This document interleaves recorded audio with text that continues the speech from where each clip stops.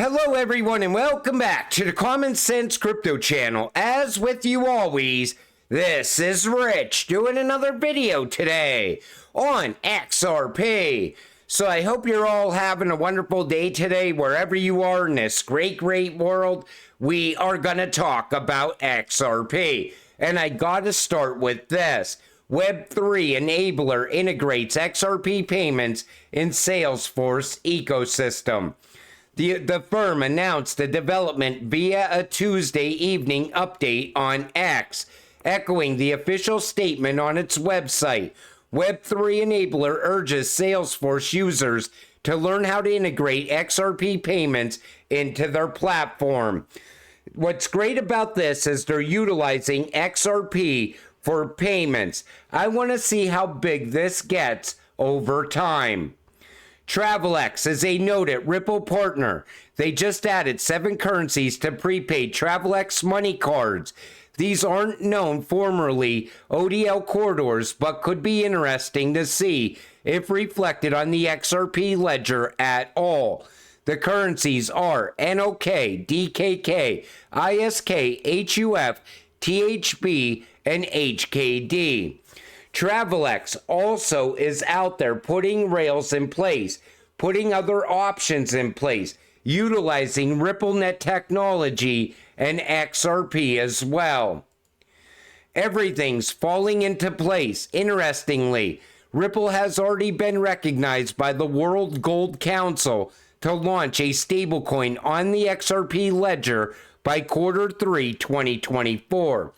This is a major step in integrating physical gold and other commodities into the digital economy, utilizing XRP.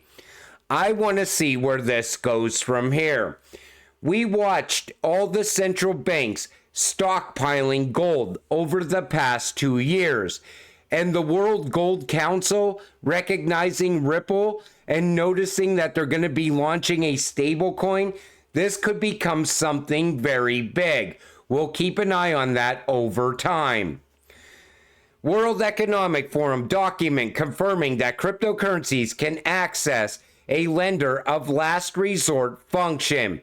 And Faster Payments Council, Ripple is a member document that cites Ripple as an example of a cross-border payment model, then discusses how a new system should have lender of last resort functionality.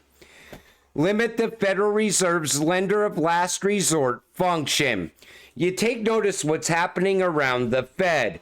Things are shifting all of a sudden, and the Fed is trending once again. And take a listen to what Jerome Powell says here. So eliminating the Federal Reserve is best for promoting economic stability. Yes. So Jerome Powell says that eliminating the Federal Reserve is best for promoting economic stability. So even Jerome Powell knows that the Fed, once we get rid of the Fed, things will turn around very quick. And I think that will happen at some point as we push into the future. FedNow, the first thing to level the playing field since ACH. This comes from Smoke.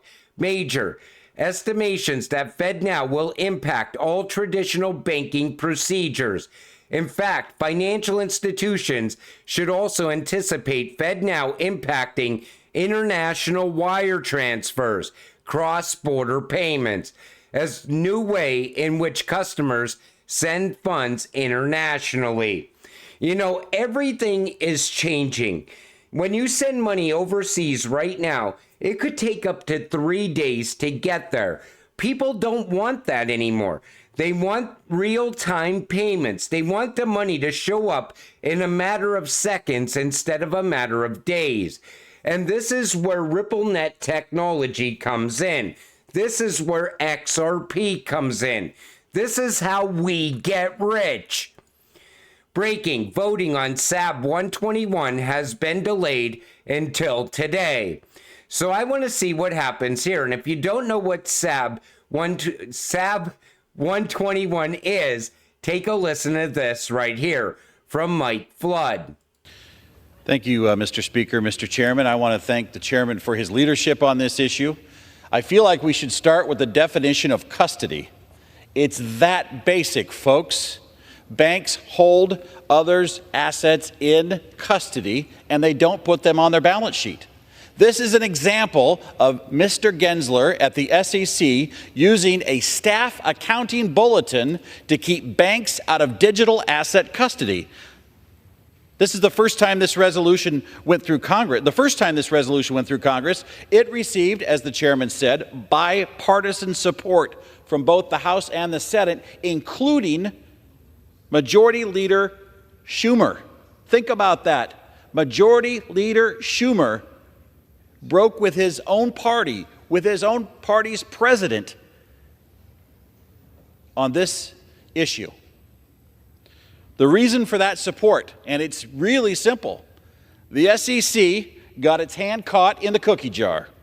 They overstepped in a blatant way that runs contrary to its obligation to protect investors. What is the SEC doing in banking policy? Somebody ask the Federal Reserve, ask the OCC, ask the Treasury Department. Do they think this is right? Look at the testimony in front of the Financial Services Committee. Sob 121 is... Gary was overstepping. And you know, if the banks were allowed to custody crypto, that could strengthen the banks. It could fix some of the problems at the banks.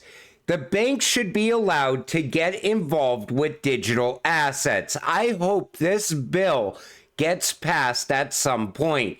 It could also be very big for crypto.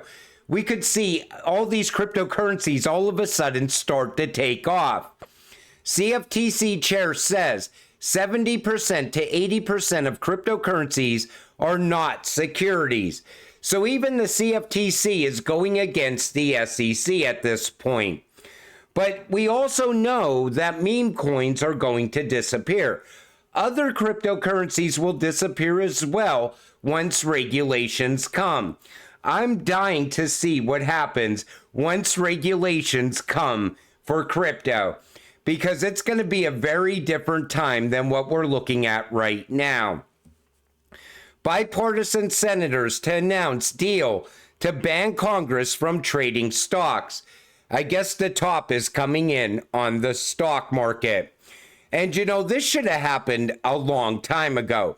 You know, these senators, they're all getting rich off the stock market as well with insider trading. Federal Reserve Chair Jerome Powell states he has not had any meetings or phone calls with President Biden since 2022. Take a listen to this. Chairman Powell, to the best of my knowledge, the last public meeting between you and President Biden occurred on May 31st, 2022. Does that sound accurate? I'm going to take your word for it. Okay. Have you had any private meetings with the president since that time? No. Any phone calls with the president? Nope. I don't believe so. Is there any reason why you've not met with or spoken to the president? I meet with when any president calls you come and you meet, but that hasn't happened. So, I mean, why is Biden not meeting with the Fed?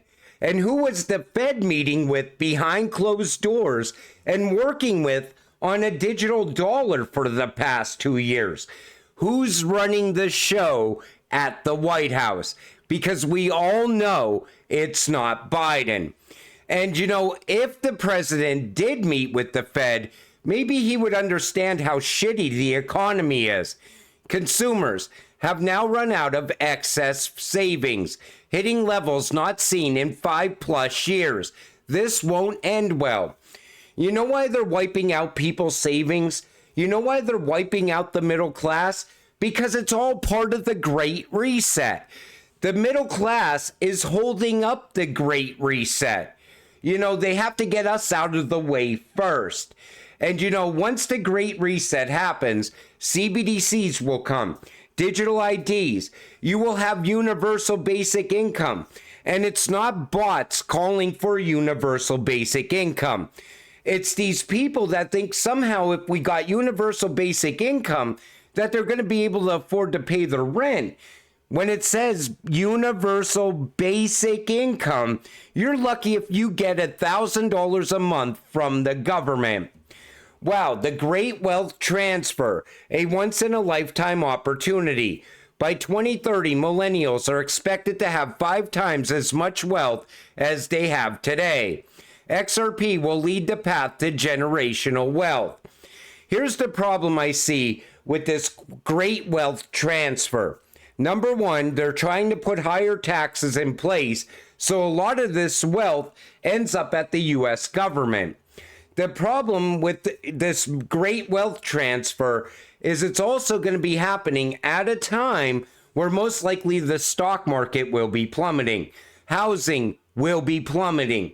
Everything will be plummeting because as we push into the Great Reset.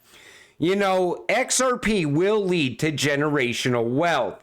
There's going to be another great wealth transfer, in my opinion. All the people beholden to the US dollar, people that think that the dollar's never going to go digital and that they're never ever going to convert their paper fiat money that they have hidden under their mattress into digital money, those people are going to get wiped out. And people that are investing in crypto are going to become the new 1%. I know so many people that keep talking about, oh, I have so much cash in a safe at home. I have so much cash under the mattress. I've been storing it away for a long period of time. Think about the day when you have to go and convert that money.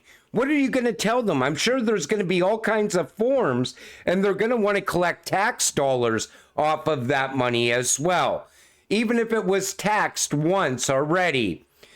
Chinese cryptocurrency exchanges facilitating 6% of all Tether. So Tether is illegal in Cuba, North Korea, Iran, Pakistan, Syria, Venezuela.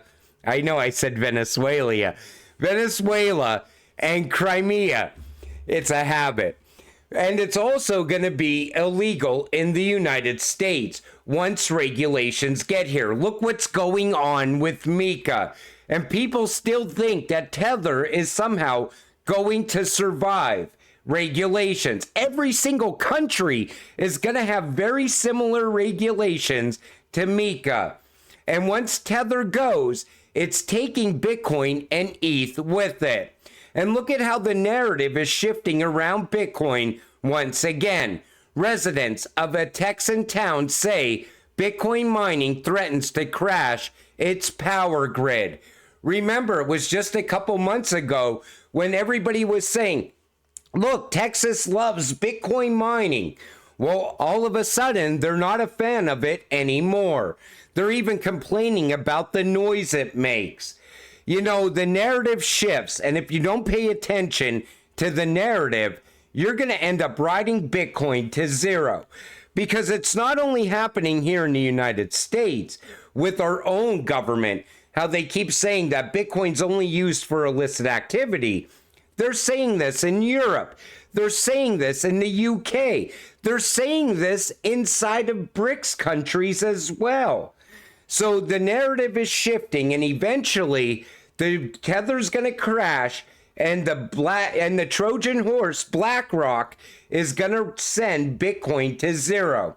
Because once the World Economic Forum says it's time to eliminate Bitcoin, it will go to zero. Because I think that's all part of the plan all along. But this is the same reason that I only invest in utility-driven cryptocurrencies. Cryptocurrencies that actually have a use case. Cryptocurrencies that solve a real-world problem. You know, people will continue to send money home, and they want that money to get there in a matter of seconds. And they want it to be very cheap when they send that money home. You know who does that really good? Ripple and Stellar. You know, people want real-time payments. What enables real-time payments? Ripple and Stellar, XRP and XLM. I will always invest in something that is the future before I invest in the past. And I look at Bitcoin as the past. And these retail investors that are just getting into crypto for the first time, they should run from it because they don't even understand that there's better networks out there yet. You know, I remember a couple years ago, I used to talk to this guy. I'd always run into him for some reason, like it was almost like it was meant to happen. And he was telling me how he keeps buying a little bit of Bitcoin from the kiosk machine. And I said, you know, there's better ways to invest. Well, I ran into him since then. And he said, you know, everything you told me was very eye-opening. He says, now I invest in utility-driven cryptocurrencies. He said, why should I hold a piece of something when I could hold thousands of something else? And that's the way I look at it as well. And at some point, these utility-driven cryptocurrencies are going to absolutely take off. Right now, they're all sitting at rock-bottom prices, but that is not going to last forever. But when it does happen, and until it does happen, you gotta stay patient, stay positive, and let's get rich together. With that said, I'm gonna wrap up this video. I want to thank you all for watching. I appreciate all of you. I'll see you in the next one. Have a great night.